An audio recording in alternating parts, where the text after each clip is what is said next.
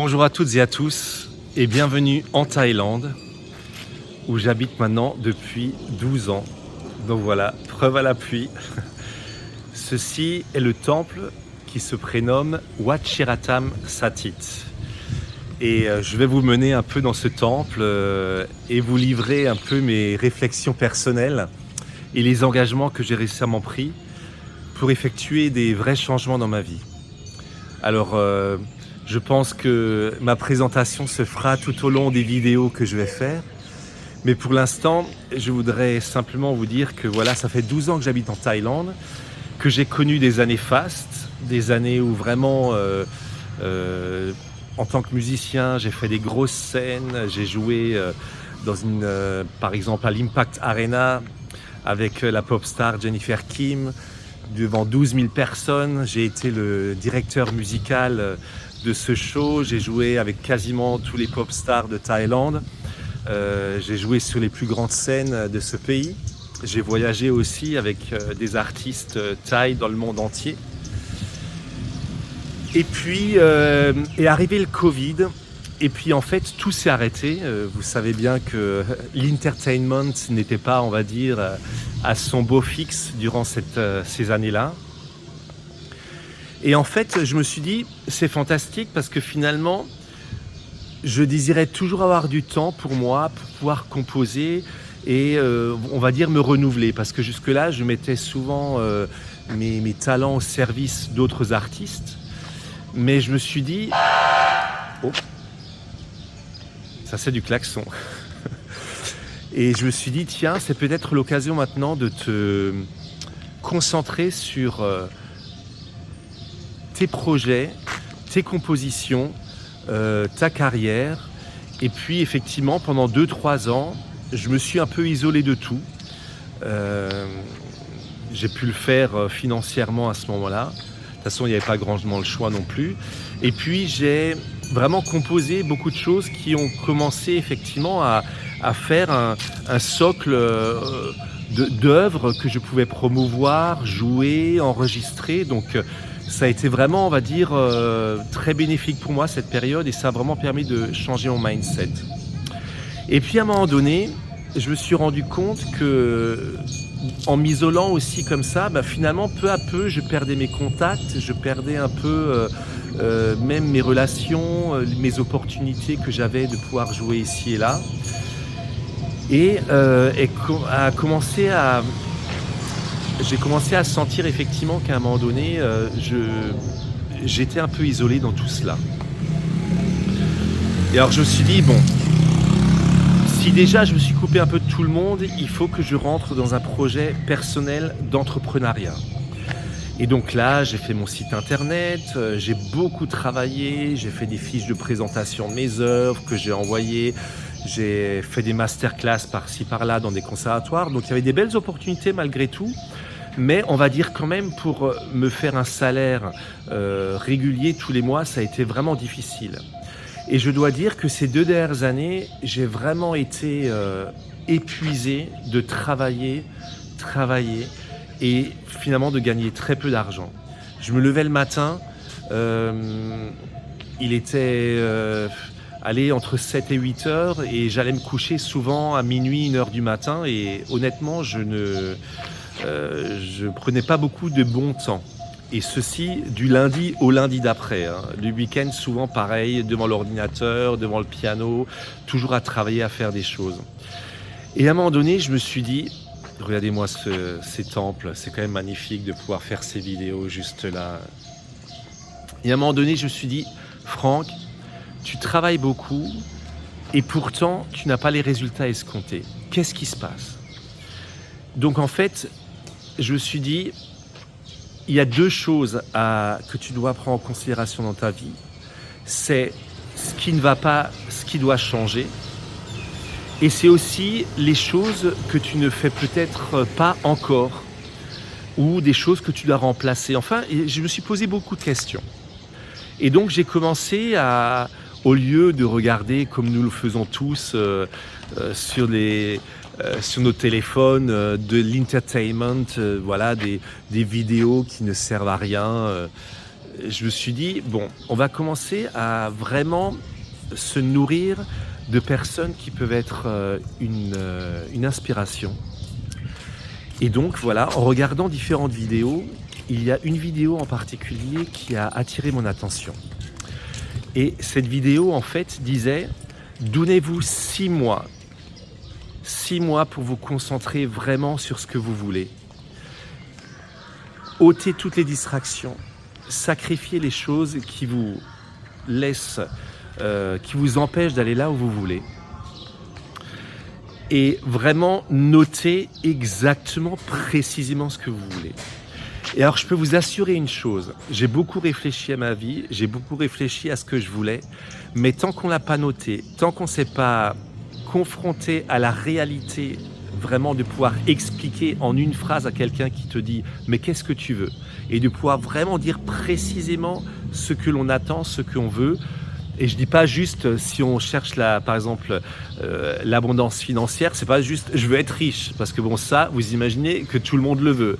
Donc qu'est-ce qui va faire la différence entre ceux qui deviennent, ceux qui obtiennent leurs objectifs et ceux qui sont toujours dans une sorte de rêverie de pouvoir atteindre quelque chose, mais qui n'est jamais chiffré, qui n'est jamais précis, qui n'est jamais qu'est-ce que c'est riche, combien c'est par mois, et quelles sont les différentes étapes qui vont te mener à ce chiffre que tu te fixes, et comment tu vas y arriver. Je veux dire, c'est vraiment, on va dire, il y a un côté très cartésien, hein, dans les choses que l'on veut, même si les aspirations, voilà, des fois sont très hautes et spirituelles. Mais il y a toujours en fait un côté organisationnel, un côté cartésien qui est important.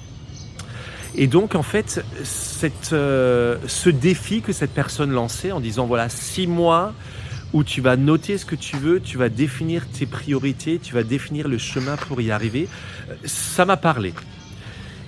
Et en même temps, je me suis rendu compte aussi que dans ma vie, il y avait des choses qui m'empêchaient même de tenir ce contrat des 6 mois, tenir cet engagement. Et je dois avouer que durant cette période de 2 ans dont je vous ai parlé, qui ont été très difficiles pour moi, j'ai souvent essayé de m'échapper de cette, on va dire, morosité de la vie en fumant, et notamment en fumant beaucoup de marijuana, ce qui était assez facile en Thaïlande puisque c'est légal. Donc en fait, à chaque coin de rue, vous avez des magasins, des coffee shops qui vendent cette substance. Et bon, voilà, il suffit de marcher 2 minutes et vous rentrez chez vous et c'est parti, et vous pouvez vous échapper un peu. Malheureusement, je suis rentré dans un cycle où cette consommation devenait de plus en plus régulière. Elle était aussi, je veux dire, vraiment accentuée par le fait que j'avais des relations et des amitiés avec des gens qui fumaient. Et donc du coup, quand on se voyait, ça faisait partie de notre rituel, on se voit. Alors heureusement, ils n'aimaient pas boire et je n'aimais pas boire non plus d'alcool. Donc ça, c'était heureusement, il n'y a pas eu ça. Mais par contre, on va dire, de fumer les joints, de fumer la marijuana a vraiment été un problème sérieux. Et chaque fois que je prenais des engagements, j'étais freiné par le fait que je fumais, et puis je sentais que ça me cassait, ça cassait mon énergie, que je pouvais pas vouloir être ambitieux, que je pouvais pas vouloir être sain d'esprit, dans une clarté et une lucidité pour me mener sur le chemin que je voulais suivre, et en même temps être addict à la marijuana et aussi au tabac. En fait, pour moi, le tabac, c'est même le pire, parce que c'est celui qui vous rend complètement addict. La nicotine, on ne se rend pas compte à quel point cette saloperie vous rend dépendant. Et donc j'ai essayé. Alors j'ai essayé tellement de choses. J'ai essayé de me noter des petits post-it en me disant: chaque fois que tu veux fumer, tu vas lire ce post-it qui te dit: non Franck, ne rentre pas là-dedans, ça sert à rien, comme d'habitude. Parce qu'en fait, ce qui est incroyable dans la, on va dire, dans la dépendance à quelque chose, c'est que vous avez une si forte envie de consommer. Et dès que vous consommez, dès que c'est pris, vous vous dites: ah merde, pourquoi j'ai fait ça? Mais pourquoi? Et des fois, c'était à se taper la tête contre les murs. Je me disais: mais pourquoi? C'est incroyable. Et à chaque fois, c'était la même histoire. Et en fait, à un moment donné, alors je ne dis pas que ça marchera pour tout le monde, mais moi, ça a marché pour moi. Au lieu d'attendre des choses de l'extérieur avec des petits post-it, des lettres où je m'engageais à ne plus fumer, tout ça, je me suis dit, bon écoute, tu veux vraiment quelque chose, tu en as marre de cette vie, tu veux des changements. Or, comme disait Einstein, on ne peut pas espérer changer quelque chose en ne changeant pas soi-même. C'est pas possible à un moment donné de se dire, voilà, ma vie va changer si on fait exactement et encore toujours les mêmes choses. Donc je me suis dit, bon, j'ai identifié les problèmes dans ma vie. Celui-là, manifestement, était un gros problème pour moi. Je dirais presque le principal. Je voulais me débarrasser de ça. Allez, je vous laisse juste regarder encore, apprécier cette merveilleuse vue là. Quelle chance d'être là. Ça, c'est encore un jour, je vous expliquerai comment je suis arrivé ici. C'est un miracle. Bref, pour revenir à ça, et donc je me suis dit, bon, après 2 ans où tu te poses toutes ces questions, maintenant il faut quand même trouver quelque chose. Qu'est-ce qui pourrait te faire changer? Et je me suis dit, en fait, si c'est un problème dans ta vie, en tout cas, est-ce que tu l'identifies comme un problème? Oui, clairement, c'est un problème dans ma vie. Ok, donc ça c'est déjà bien que tu le reconnaisses. La deuxième chose, c'est finalement, qu'est-ce que tu veux dans la vie?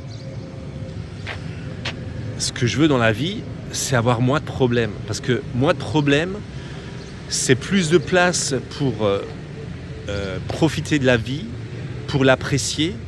Et c'est peut-être faire de la place à d'autres problèmes que je dois régler et qui, eux, sont plus importants.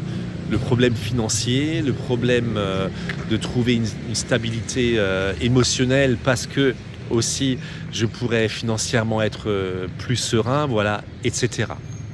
Donc je me suis dit, si finalement ton ambition sincère dans la vie, c'est d'avoir moins de problèmes, eh ben coupe les problèmes. C'est aussi simple que ça. Et en fait, je me suis tellement persuadé de me dire que vraiment, sincèrement, je veux avoir moins de problèmes.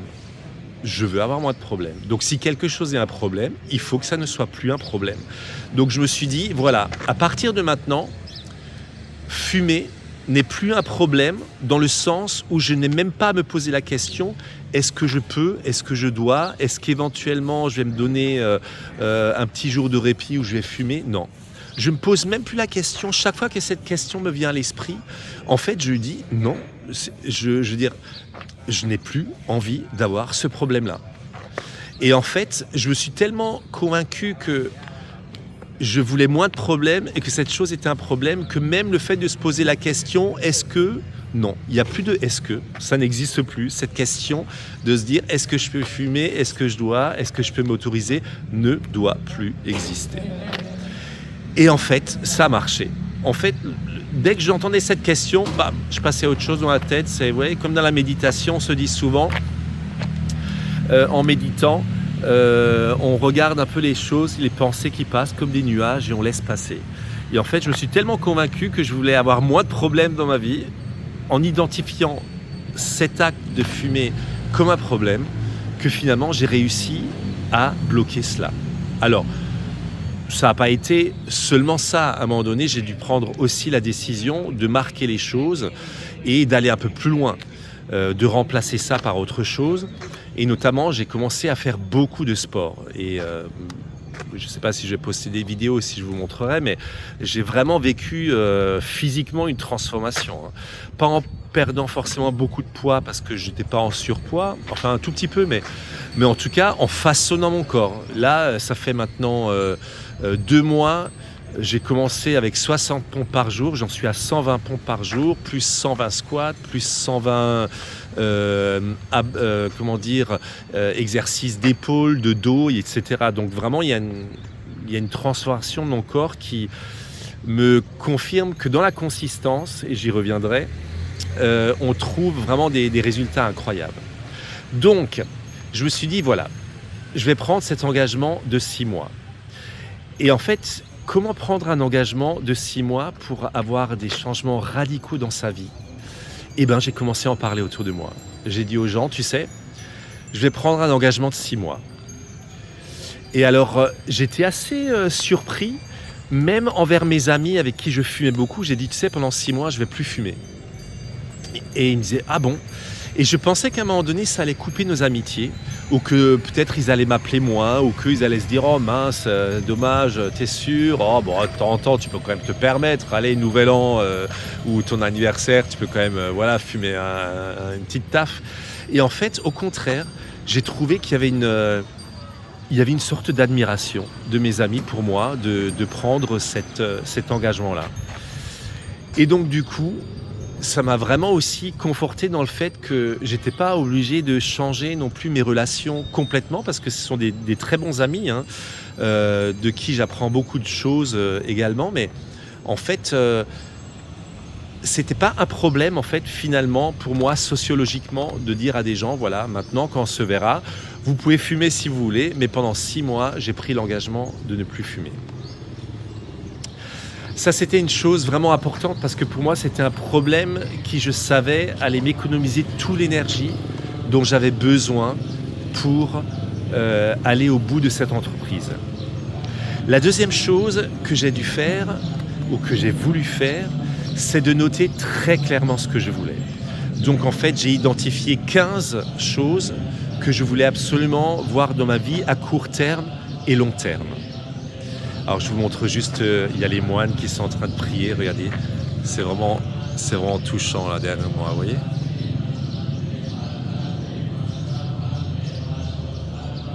On les entend. Ça c'est aussi, vous voyez, quand on parle d'être dédié à quelque chose dans sa vie, là je peux vous dire en les voyant, en mettant, voilà, en se dépouillant, coupant leurs cheveux, en n'ayant que leur tunique sur le dos, c'est une manière aussi de pouvoir se dire je me consacre pleinement à quelque chose. Et pour avoir vécu, on va dire, la vie monastique pendant 3 jours, parce que pendant 3 jours je suis allé dans un monastère et j'ai voulu vivre comme les moines, je peux vous dire que de l'aurore au soir, vraiment, vous êtes tout le temps sollicité, vous n'avez pas beaucoup de temps pour vous. Entre la prière, les tâches de ménage, l'étude, aller chercher, on va dire, la nourriture à l'extérieur, faire l'aumône, c'est vraiment, voilà, ils sont vraiment à fond dedans. Bon bref, je reviens à ce que je disais. Donc j'ai écrit finalement tout ce que je voulais sur le papier. Et ça me permet déjà de savoir les choses qui sont importantes pour moi, mais aussi à partir de cela, de commencer à planifier et à se dire, bon voilà, par exemple, je veux notamment cette année avoir un contrat avec une marque de piano pour un endorsement. Un endossement, on dit endorsement, on dit en anglais. Donc vous avez compris, voilà, être sponsorisé par une marque de piano. Donc voilà, qu'est-ce que je dois faire? Quelles sont les personnes à contacter? Qu'est-ce que je dois préparer avant de formuler cette demande? Donc ça permet vraiment de pouvoir, on va dire clairement, établir un plan. Au-delà de ça, je veux aussi dire que ce qui est très important dans cette période-là où j'ai pris cet engagement des 6 mois, c'est de vraiment, même au-delà de ce dont je parlais avant du joint, c'est de vraiment être très clair et strict par rapport aux choses que l'on consomme. Et par exemple, très souvent, voilà, quand j'avais un moment, j'aimais bien regarder du divertissement sur TikTok, sur Facebook, sur YouTube, souvent des débats un peu polémiques, des gens qui se criaient dessus ou des débats politiques, enfin bon, tout ce genre de choses. Et en fait, j'ai dû apprendre aussi à avoir la sagesse dans ce domaine, de me dire maintenant que tu veux devenir entrepreneur, que tu as des idées assez claires des business que tu veux développer, quand tu as à un moment donné, c'est pour t'instruire. Et au début, c'est pas facile parce que des fois, on se dit « Oh, j'ai vraiment besoin de ne pas réfléchir ». Mais bon, j'ai tellement de lacunes dans les choses que j'ai pas étudiées naturellement, comme le marketing, comme les choses dans lesquelles je n'ai pas énormément d'expérience, même si j'ai déjà des expériences en business, mais apparemment, bon, il y a eu aussi beaucoup de business que j'ai fait qui n'ont pas marché. notamment un où j'ai perdu beaucoup d'argent. Celui-là, il m'a bien foutu dedans. Aussi parce que j'étais dans une mauvaise, on va dire, collaboration avec des mauvais partenaires. Ça, c'est aussi tout un autre chapitre dont je parlerai bientôt. Mais en fait, j'ai dû apprendre à vraiment maîtriser. Regardez cette petite chapelle, comme c'est mignon. J'ai dû vraiment maîtriser aussi les choses que je mettais dans mes yeux, dans mes oreilles, pas seulement dans ma bouche. Ça aussi, c'est important, la bonne nourriture. De toute façon, quand on fait du sport, il faut bien manger. Mais je voulais consommer des bonnes choses instructives. Et donc, j'ai commencé à écouter beaucoup de businessmen, et je le fais encore tous les jours, lire des livres sur le marketing, sur le leadership, parce que je veux effectivement, en tant qu'entrepreneur, je veux leader ma propre équipe.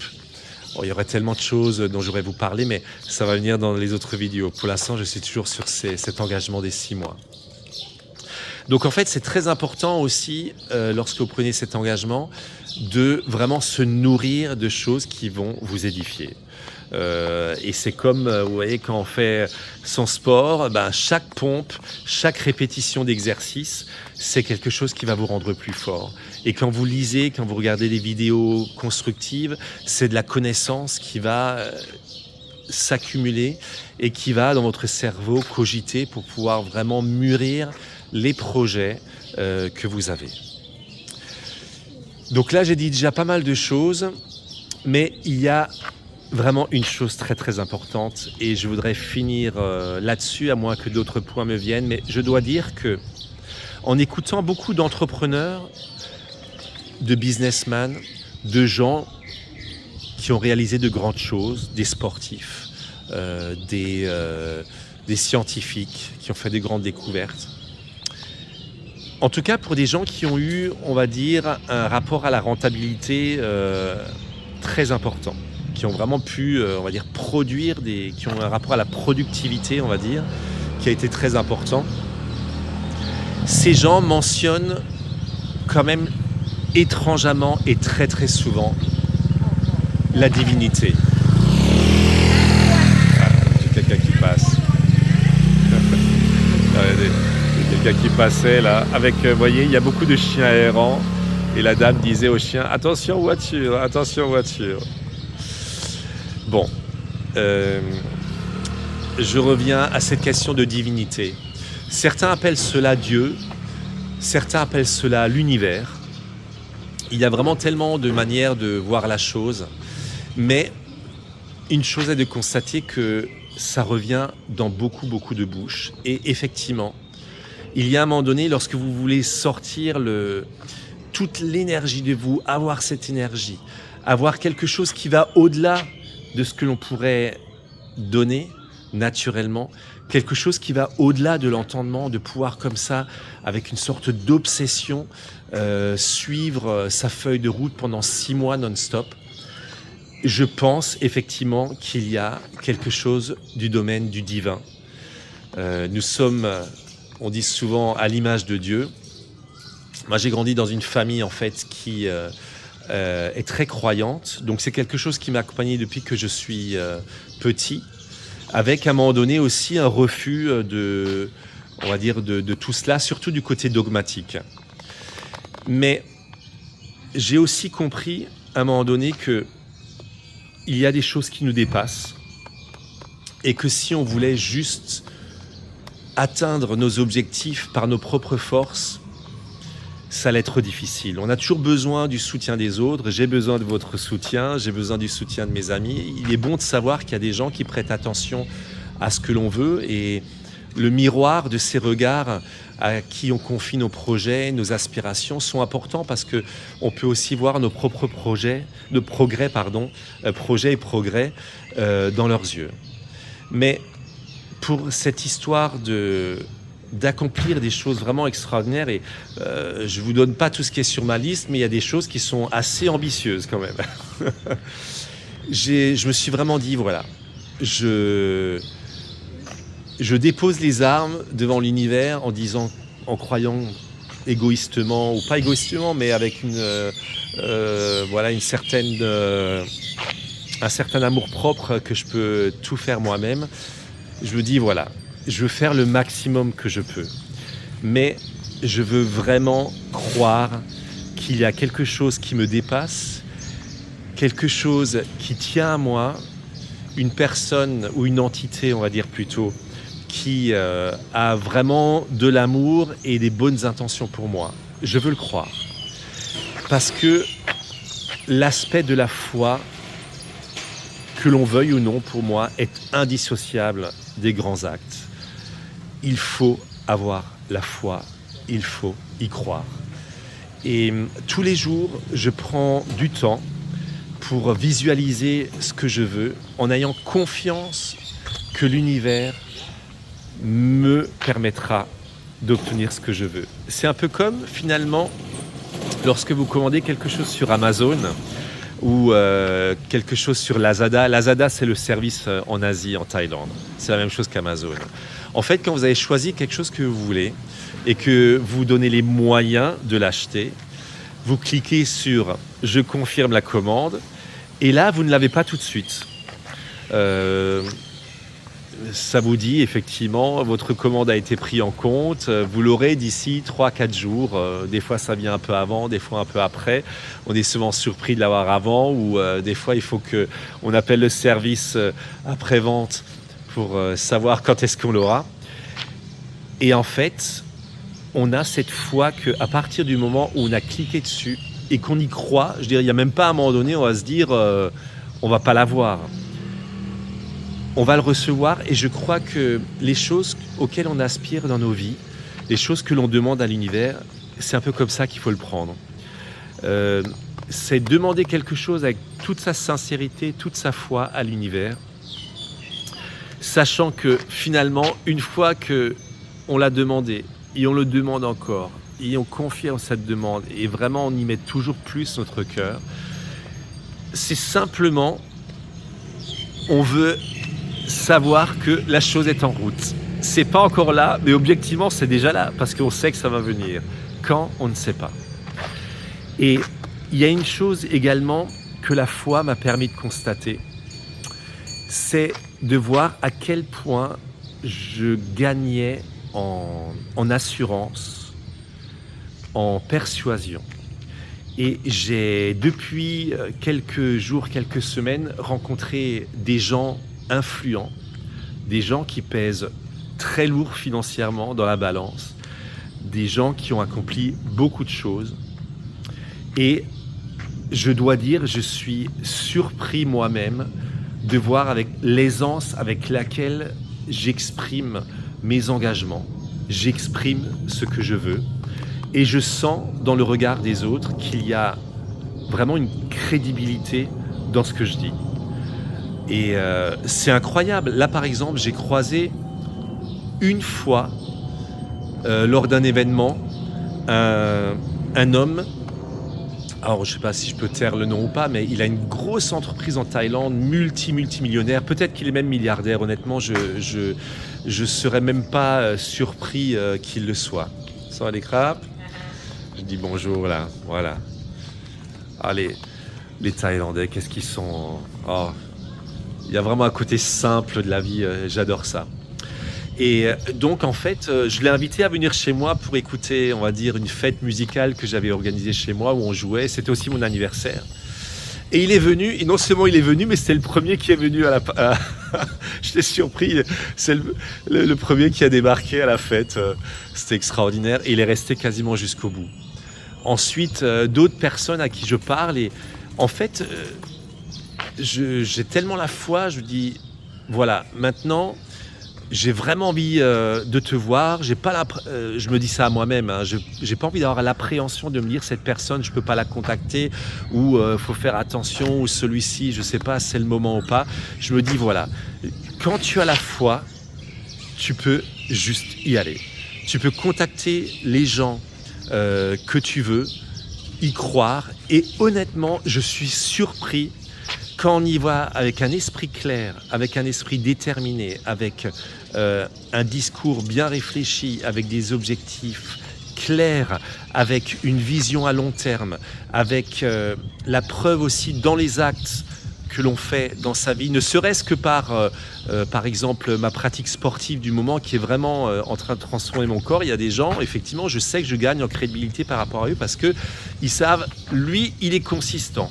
Voilà, il a commencé quelque chose et il le fait, et il le fait. Et des fois, c'est assez extraordinaire parce qu'on se dit, mais personne n'en a rien à foutre. Je poste des choses ou je montre des choses et j'ai pas beaucoup de retours finalement. Et tout d'un coup, vous rencontrez quelqu'un lors d'une fête et en disant « Waouh, j'ai vu ce que tu as fait, c'est superbe. Hein. » C'est même pas lui qui a liké, c'est même pas lui qui s'est, on va dire, manifesté à vous, mais il l'a vu. Et ça l'a marqué. Et il y a même des gens qui ont des situations beaucoup plus, on va dire, financièrement avantageuses que la mienne en ce moment. Et qui m'écrivent des messages, surtout là on avait la bonne année, donc c'est l'occasion d'écrire des messages et qui me disaient « Franck, tu es une inspiration pour moi ».